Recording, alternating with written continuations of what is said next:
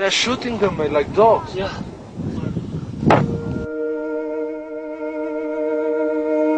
Eight o'clock, one freezing morning at the Nepalese border. At 5,700 meters altitude, it seems the time is always frozen.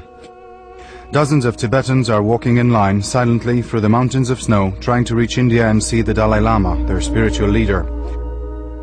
The deep silence of the camp, where Romanian and foreign climbers gathered, is killed by a machine gun. Everybody can see a Chinese soldier standing in the shooting position. He opens fire. The bullets hit human flesh. Tibetans fall to the ground. One of them seems to escape the bullets but is hit by a second round. He dies in the snow. As if nothing happened, the group of pilgrims walks away and never looks back. The ProTV cameraman gets the incredible scenes on tape. He is 1 kilometer away from the Tibetans when he watches another victim falling down. The Danish and the British climbers are simply overwhelmed by what they see. It's very strange for me to see all this thing happens. To see this thing happen so close.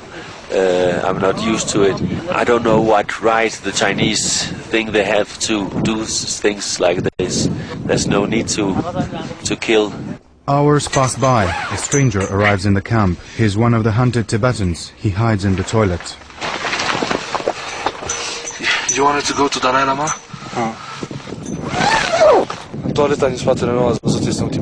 There's a Tibetan in the toilet behind me, hiding from the Chinese military. Another Tibetan man was shot and left to die in the snow over 5 hours ago. I saw the soldiers firing. Sergio makes a risky move. He helps the Tibetan with some clothes and food.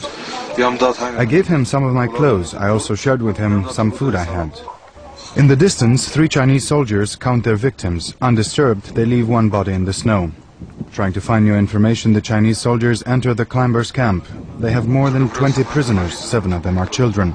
For them, the pilgrimage to the Dalai Lama will end in a jail cell. The Chinese soldiers are smoking, relaxed. For them, it's just another successful mission. In spite of what all the climbers witnessed, the Chinese news agency, Xinhua, announces that Chinese frontier soldiers tried to persuade the group of Tibetans to go home, but the Tibetans refused and attacked the soldiers. These were then forced to defend themselves and to wound 2 persons.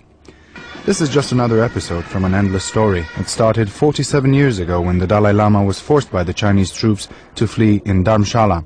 Now the Dalai Lama heads the Tibetan government in exile from India. Just to see him or touch him, many Tibetans pay with their lives. Meanwhile, year after year, they are forced to watch their beloved religious temples turned into rubble.